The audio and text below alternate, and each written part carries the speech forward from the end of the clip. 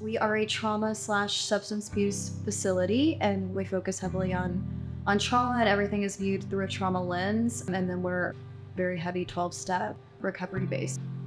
I think what's unique about us is that people typically do one or the other really well. And so we really tried to combine the two to provide a beautiful experience where people get the best trauma work as well as solution-based recovery program. I think that often in a therapeutic setting or treatment, we're really based on changing behavior. And whereas our behavior matters, our behavior affects other people, our behavior has consequences, but we're really kind of focused on why did I start behaving that way to begin with? If I can identify those wounds and those negative core beliefs, as we like to say, then I can take action around them and heal, which healing will adjust my behavior. And sometimes I have these things that I barely talk about, but they impacted me heavily. And then we create these narratives, belief systems, stories about ourselves that may or may not be based in reality. And it's how we end up interacting with the world. Trauma is not about what happens to us, but what happens inside of us as a result of what happens to us. And it doesn't have to be these big shock trauma events like sexual violence, physical assault, things like that, but it's also the smaller events that eventually do build up into what we consider like a big T. My view of the world is nothing but a representation of the things that have shaped my experience. Traumas that have compounded over your life have literally shaped the lens in which you view the world. And what I want to do is try to unwrap that and unpack it enough so that they feel like they have a safe space to express themselves in a healthy way and sometimes in a really messy way. What we would like to see is that people come in with some willingness and a little bit of surrender, and we can work with that.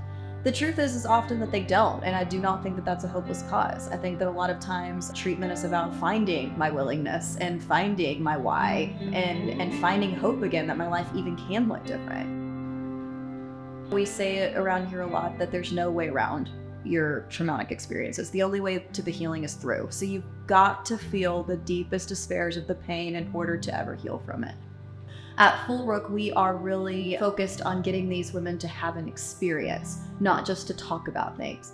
And so we use a lot of experiential modalities such as brain spotting, we use breath work, we use psychodrama, lots of these ways to get into our bodies.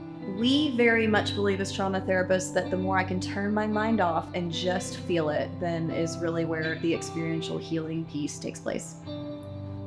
And the thing is you can't escape the pain, but we've done lots of things to escape it. Those are ways we trained ourselves not to feel things. I don't know that that's ever going to fully go away, but I now know I recognize it, and I try to do things differently. Something that I think that makes us really unique about our culture here is the ability to show up as staff as imperfect human beings and to be loved just as we are, because when they are given the space to be human, then they are able to then give their clients the space to be human as well. And I think that expands their compassion and empathy and rapport with their clients.